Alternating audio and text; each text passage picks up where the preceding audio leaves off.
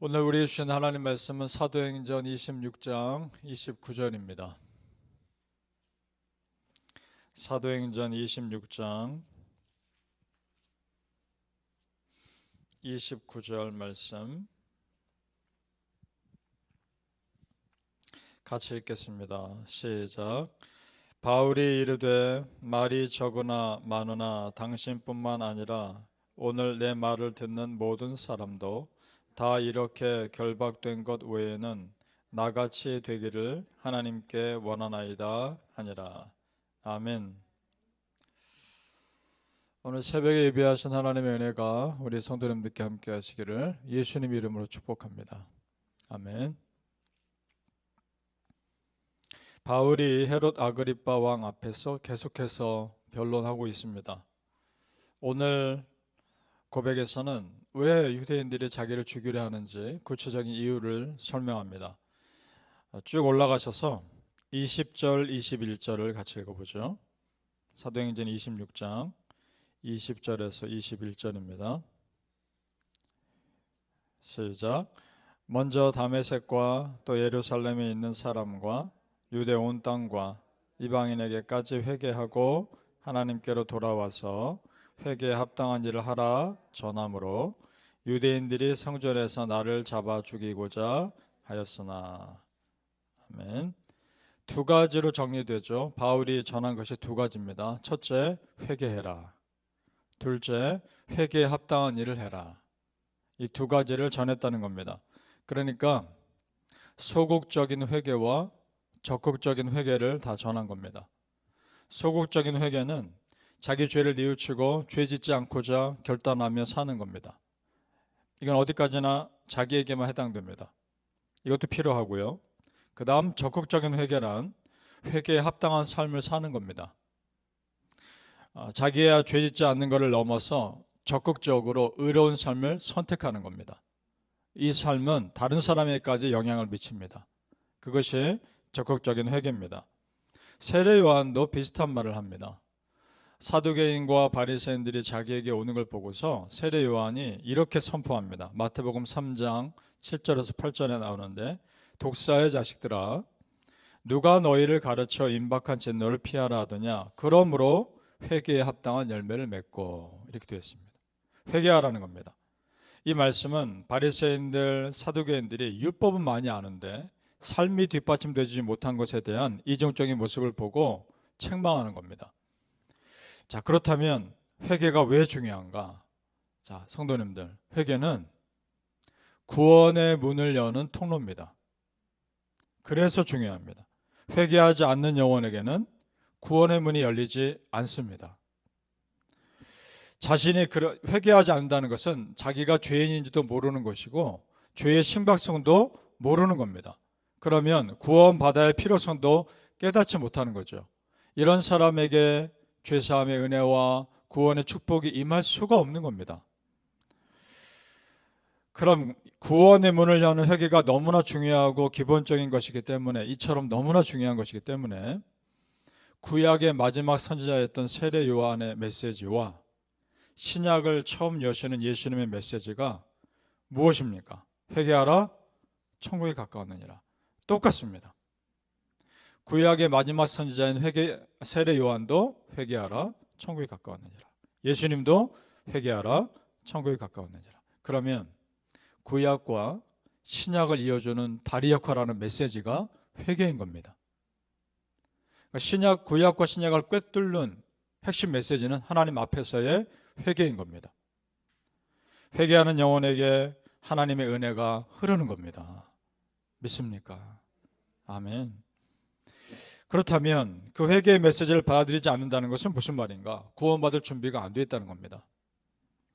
바울을 핍박한 유대인들은 구원받을 준비가 안 되어 있을 뿐만 아니라 적극적으로 구원을 거부합니다. 그런 모습 보면서 스스로 생각해 보게 돼요. 내가 하나님 앞에서 지금 회개할 줄 알고 예수님을 나의 구세주로 믿고 산다는 것은 기적 같은 은혜구나. 여러분, 그렇게 고백하십니까? 정말 우리는 기적 같은 은혜 속에 삽니다. 하나님 앞에서 내 죄를 눈물로 회개할 수 있지 않습니까? 그런 심령이 우리 안에 있지 않습니까? 축복입니다. 적극적으로 복음을 거부하는 사람들 속에서 적극적으로 복음을 받아들여 우리가 산다는 거, 우리는 정말 행복한 사람들입니다. 그렇다면 회개에 합당한 열매가 무엇일까? 바울을 통해 갈라디아서에서 이미 말씀합니다. 성령의 9가지 열매 기억하시죠? 회개에 합당한 열매는 회개한 사람에게 나타나는 삶의 열매를 말합니다. 갈라디아서 5장 22절 23절, 오직 성령의 열매는 사랑과 희락과 화평과 오래 참음과 자비와 양선과 충성과 온유와 절제니 이 같은 것을 금지할 법이 없느니라. 아멘. 이 열매를 다 맺고 산다는 것이 참 부담은 되지만 거룩한 부담이죠. 부단히 하나님 나라 갈 때까지 노력합시다. 성도님들이요, 믿음과 삶은 결코 따로 떨어지질 않습니다. 내 안에 진실한 믿음이 있으면 삶으로 드러나게 돼 있습니다.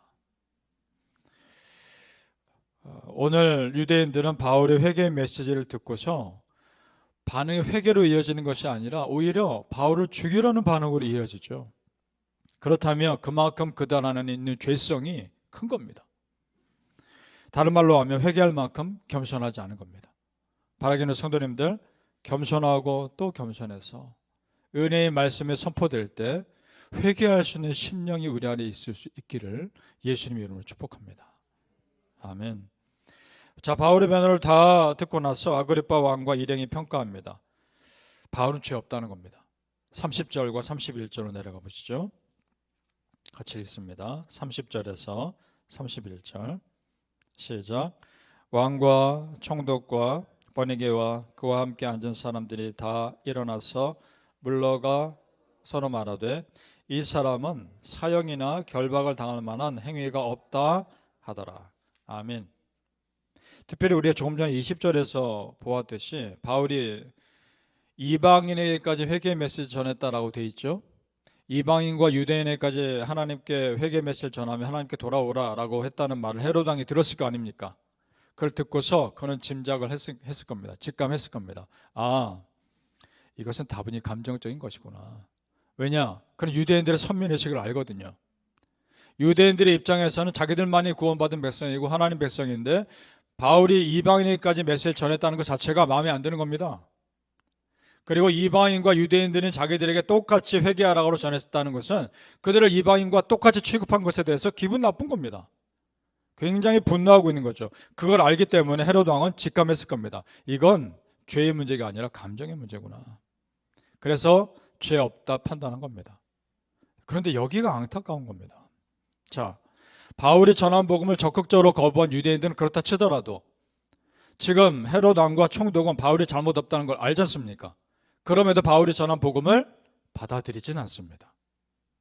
그렇다면 하나님 보시기에는 바울을 죽이려는 유대인들이나 지금 죄 없다 하면서도 복음 받아들이지 않는 총독이나 헤롯 왕이나 똑같은 겁니다. 성도님들, 중요한 것은 지금 믿느냐는 겁니다. 지금 내 안에 살아있는 십자가 복음 있느냐는 겁니다. 내가 지금 당장 어떻게 될지 모르는데 지금 믿어야 구원받는 거 아니겠습니까? 우리의 삶이 언제 끝날지 모르게 지금 믿으시길 바랍니다. 그래서 바울은 비록 자신이 지금 갇혀있고 유대인들이 자기를 죽이려 하지만 자기가 전하는 십자가 복음이 얼마나 가치 있는 것인지를 알기 때문에 꿋꿋하게 전하는 겁니다. 29절 다시 한번 읽어보죠. 29절. 그래서 29절 말씀처럼 고백하는 겁니다. 시작. 바울이 이르되 말이 적으나 많으나 당신뿐 아니라 오늘 내 말을 듣는 모든 사람도 이렇게 결박된 것 외에는 나와 같이 되기를 하나님께 원하나이다 하니라. 아멘. 지금 내가 결박된 것 외에는 바울 자신처럼 예수 믿고 구원받는 영혼들이 되기를 바란다는 겁니다. 여러분, 믿지 않는 주변 사람들이 이렇게 여러분도 똑같이 선포할 수 있겠습니까? 아멘. 바라기는 성도님들, 지금 내가 예수 믿고 구원받은 것이 축복이라는 걸 정말 믿으시고 십자가 복음 자랑하며 사시기를 예수님의 이름으로 축복합니다. 아멘. 기도하겠습니다. 아버지 하나님, 감사합니다. 내가 회개할 줄 알고 하나님 앞에서 겸손히 엎드려 눈물 흘릴 줄 알고 그 하나님의 은혜에 감격할 수 있다는 것이 기적 같은 은혜입니다. 그런 기적 같은 은혜를 매일매일 누리게 하시니 감사합니다. 지금 내가 예수 믿고 구원받는 삶을 산다는 것이 감격스러운 일입니다. 아버지 하나님, 날마다 감사하게 하옵소서. 날마다 하나님의 은혜 가운데 살게 하옵소서. 정말 매일매일 바쁜 삶을 사는 우리 성도님들, 그 바쁘고 피곤한 몸을 이끌고 이 자리에 새벽에 나왔는데 아버지 정말 축복하여 주옵소서. 하루의 삶을 다 마칠 때 하나님, 비록 육신은 지쳤지만 우리 영혼은 새롭습니다. 고백하게 하여 주옵소서. 근데 영혼은 날마다 하나님의 은혜 가운데 샘을 얻습니다. 고백하며 살게 하시고 우리 주 예수님의 은혜 가운데 감사하며 감격하며 살게 하옵소서. 예수 그리스도를 믿는 십자가 복음 자랑하며 살게 하여 주시옵소서. 감사하며 예수님 이름으로 기도합니다. 아멘.